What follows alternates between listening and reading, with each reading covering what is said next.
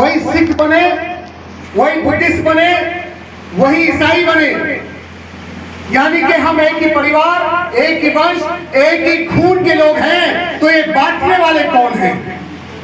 ये शातिर चालाक लोग, निकृष्ट भ्रष्ट लोग हैं जो जनता को, आवाम को बरगलाकर बहकाकर हुकूमत में बने रहना चाहते हैं।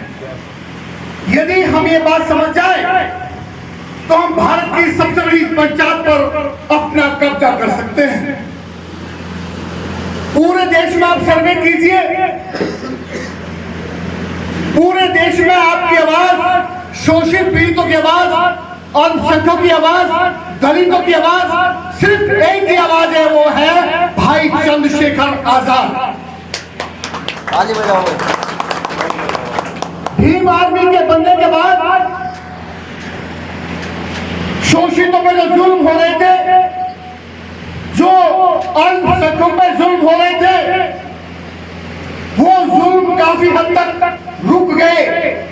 इटावा का उदाहरण देखिए आप, कलश यात्रा को रोक दिया गया क्योंकि उन्होंने डॉक्टर बाबा साहब की यात्रा को रोका था, इसलिए उन्होंने कलश यात्रा को रोक दिया। क्यों? क्योंकि उनको जज्बा मिला भाई चंद्रशेखर से, ये भारत के इतिहास में पहले कभी नहीं हुआ था।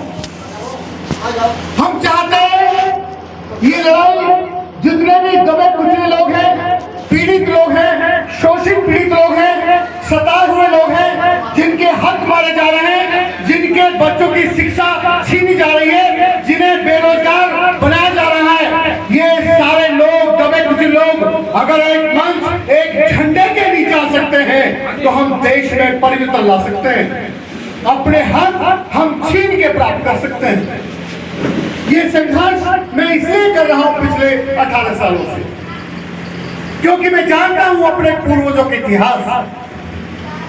जब यहाँ पे जो बुजुर्ग हैं जानते होंगे, जब लोगों के अच्छे भी मकान नहीं थे, पहनने के लिए साफ सुथरे कपड़े भी नहीं थे, रोजगार के नाम पे बेगारी थी, दूसरों की बेगारी करते थे तब रोटी मिलती थी, और पेट कमर से लगे होते थे, चलने के लिए साधन नहीं था, पैदल चलते थे। ऐसे में भुखमरी में, बेरोजगारी में भी उन्होंने हमारी जिम्मेदारी को समझा और अपने हक को छीन के प्राप्त किया इसी भारत में। आज हमारे पास मोटरसाइकिल है, गाड़ी है, खाने का 2 की रोटी भी फिलहाल हमारे पास में है। तो हमारे बच्चों के अधिकार अगर छिन जाए तो ये सवाल करेंगे आने वाले समय में कि हमारे बुजुर्ग नालायक थे, नकारक थे और उन्होंने हमारे अधिकार छीनवा दिए। जरा सोच कर देखिए, अगर पुलिस वाले के 2 डंडे पड़ जाए तो आदमी मिशन भूल जाता है, घर में बैठा लेते हैं उसके परिवार के लोग। शब्बीरपुर की घटना घटी, वहां हमारी बहन बेटियों के घर जला दिया, मवेशी जला दिया, मवेशी की टांग काट दी और हमारी बहन का हाथ काट दिया। इस जुल्म को भाई चंद्रशेखर ने बर्दाश्त नहीं किया। अगर बर्दाश्त कर लिया होता तो ये जुल्म और बढ़ जाते, और वहीं से भाई चंद्रशेखर की पहचान हुई जुल्म के खिलाफ लड़ने की। लेकिन जो सत्ता में बैठे लोग हैं, खाना बदोश लोग हैं, निकम्मे लोग हैं, जो इस देश को डराकर, धमकाकर, देशवासियों को गुलाम बनाकर सत्ता में बने रहना चाहते हैं, उन्होंने 1.5 साल जेल में रखा। उनके पैर के नाखून उखाड़े गए, हाथों के नाखून उखाड़े गए। आप कभी मिलेंगे उनके हाथों के नाखून देखना। 6-6 महीने तिहाड़ जेल में उनको रखा गया, चाहे वो शाहीन बाग का मुद्दा हो, चाहे वो जामा मस्जिद का मुद्दा हो, चाहे संभल का मुद्दा हो, चाहे बदायूं का मुद्दा हो, चाहे गंगौर का मुद्दा हो, चाहे अभी अलीगढ़ में हमारे 3 भाइयों को जो बेचारे मजदूरी कर रहे थे, जो अपने जैसे तैसे बच्चों को पाल रहे थे, वो फैक्ट्रियों से गोश्त लाकर बेचते थे। और फैक्ट्रियां किनकी? जितने भी इस देश में कटरी खाने हैं, जितने भी कत्ल खाने हैं, वो सब उन्हीं के हैं, हिंदुओं के। अल कबीर किसका है? उन्हीं का है, हमारा तो नहीं है। तो उनकी फैक्ट्री से गोश्त लाकर वो छोटी दुकानों में बेच रहे थे। लेकिन जो दुश्मन लोग हैं, जो नहीं चाहते, वो हिंदू मुसलमान में देश को बांटना चाहते हैं, किसी न किसी तरह बरगलाकर, बहकाकर कत्ले आम चाहते हैं। तो उसी मंशा से, उसी नियत से हमारे 3 भाइयों को बेरहमी से पीटा गया, उनकी गाड़ी को जला दिया गया और मरने के लिए छोड़ दिया गया। पूरे देश में जिन्होंने झोली भर भर के वोट लिया मुसलमानों का, कोई नहीं पहुंचा, सिर्फ भाई चंद्रशेखर आजाद वहां पहुंचे।